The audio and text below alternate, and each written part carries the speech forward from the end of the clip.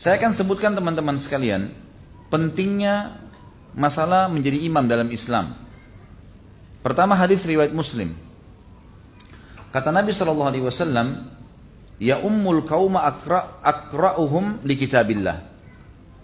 Yang harus menjadi imam di satu kaum adalah orang yang paling menguasai bacaan Al-Quran. Dan itulah sebabnya kenapa Nabi SAW mengizinkan Salim menjadi imam di Kuba.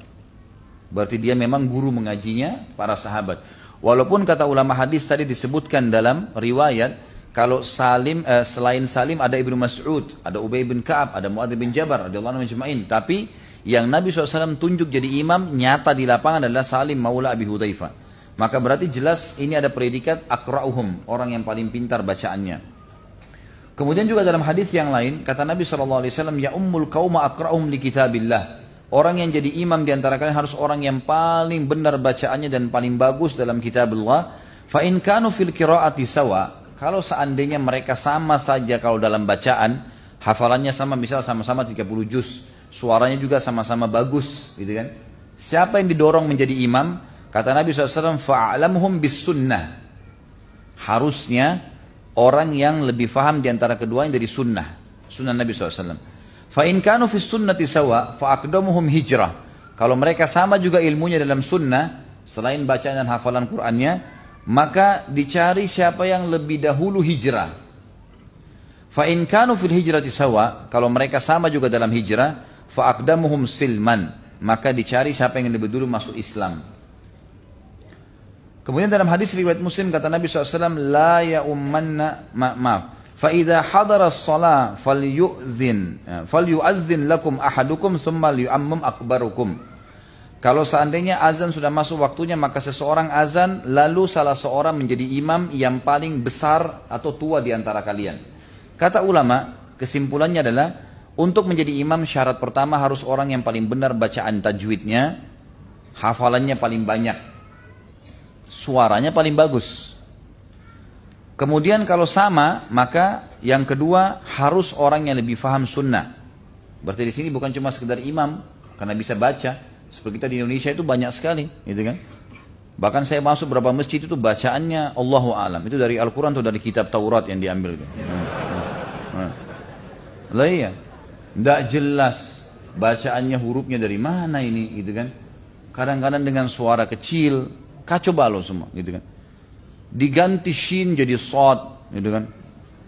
Ada yang pernah baca idza zulzilatil ardu zilzalaha, itu kan artinya idza, zal. Sampai kami dulu waktu di Madinah itu kalau mau disuruh sebutkan huruf oleh guru kami itu disuruh lihat mulutnya, lihat mulut saya, ini lidah ke atas, zal, zal ya. Idza zulzila, beda antara zal dengan zai. Idza zulzilatil ardu zilzala, sewaktu bumi kami goncangkan dengan kuat pada hari kiamat. Coba apa yang dibaca oleh sebagian imam? Isa sulsilatil ardu zilzalaha. Tahu nggak apa artinya itu? Kalau zai diganti dengan sin, itu artinya bersambung-sambung. Sulsila atau silsila. Biasa orang Arab membahasakan rantai atau dipakai kalung namanya silsila. Itu diganti. Coba bayangin pada saat bumi bersambung-sambung hari kiamat. Kan berubah makna itu. Saya waktu kembali di Indonesia teman-teman sekalian, bukan muji diri, astagfirullah, tidak sama sekali. Jangan salah faham dengan ini. Seringkali teman-teman ini juga sering salah faham. Sedikit kita ngomong, kemarin saya jelaskan masalah mimpi Rasulullah jadi ribut. Seakan-akan ini siapa ini gitu. Padahal sebenarnya hukum syar'inya begitu gitu kan. Tapi salah paham. Saya balik untuk tahun 98 dari Madinah, selesai S1 waktu itu. Saya sudah niat tidak usah ceramah deh. Saya pikir sudah banyak ustadz, banyak kiai di Indonesia. Subhanallah, saya daftar melamar ngajar di salah satu lembaga bahasa Arab dari Imarat Arab, waktu itu Mahat Albir di Makassar. Kemudian saya ngajar. Waktu saya ngajar di situ, kami sholat di masjid kampus. Ya. Ada sebuah kampus, saya nggak usah sebutin namanya. Kemudian pas Jumat pertama tuh saya tiba di Indonesia. Waktu itu saya masuk dengar khutbah, naiklah seorang kiai haji fulan. Kiai haji ini dan titelnya nggak tahu berapa banyak sudah, gitu kan. Begitu khutbah, subhanallah, ayat ini dibaca salah, hadis ini disampaikan palsu, gitu kan? Suaranya kecil, matanya lihat buku, gitu. Coba, bagaimana ini? Saya lihat orang di sana tidur, orang di sini tidur, gitu kan? Yang di belakang lagi ngobrol, ada yang ketuk-ketuk celengan supaya cepat selesai. Yang terjadi, saya datang ke pengurus masjid, Pak, bisa nggak saya, kalau misalnya ada khatibnya gaib, ini nomor telepon saya tinggal dekat sini kok, kebetulan dekat rumah orang tua saya tinggal jalan kaki. Baiklah, subhanallah dengan hikmah Allah Jumat depan khatibnya nggak bisa hadir. Lalu saya khutbah, saya sampaikan tentang fadilah Al-Quran. Tentang bagaimana semestinya orang harus belajar Al-Quran. Dan bagaimana bahayanya kalau kalimat huruf hijaiyah salah. Alhamdulillahi Rabbil Alamin.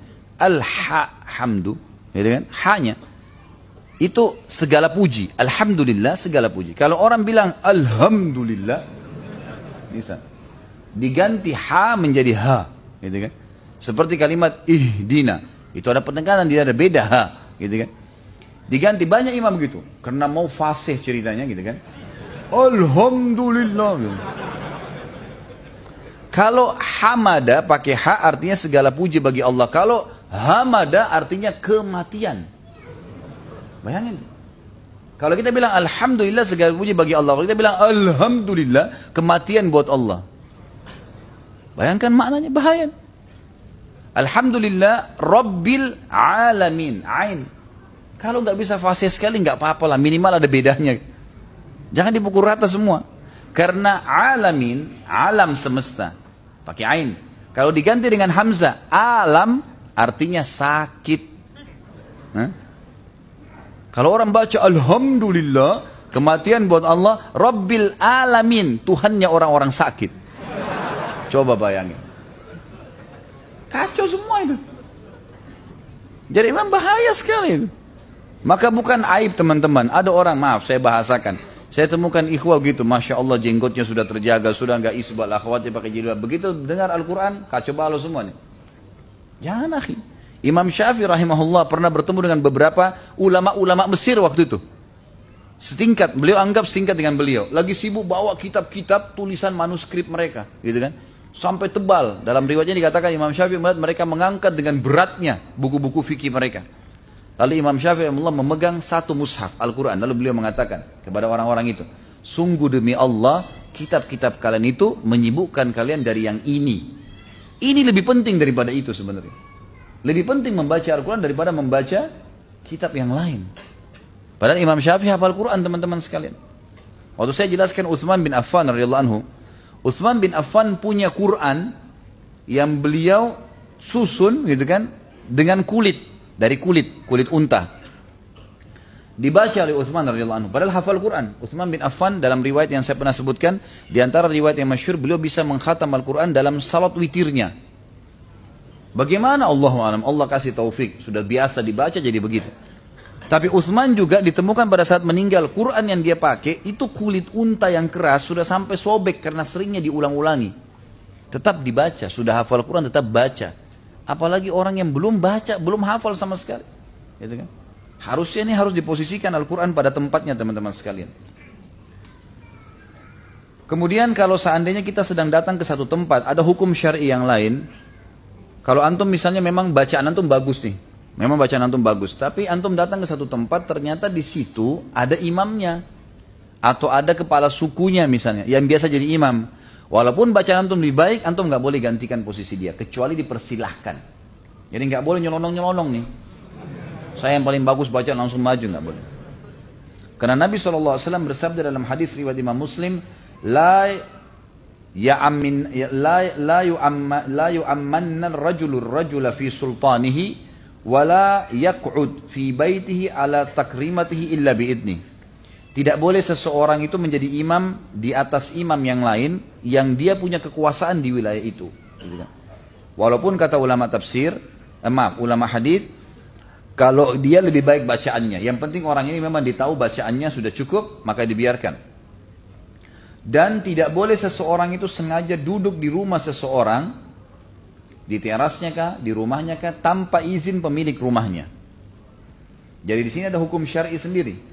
Makanya teman-teman sekalian pada saat kita bahas tadi kenapa Salim jadi imam, itu punya kedudukan sendiri dalam Islam.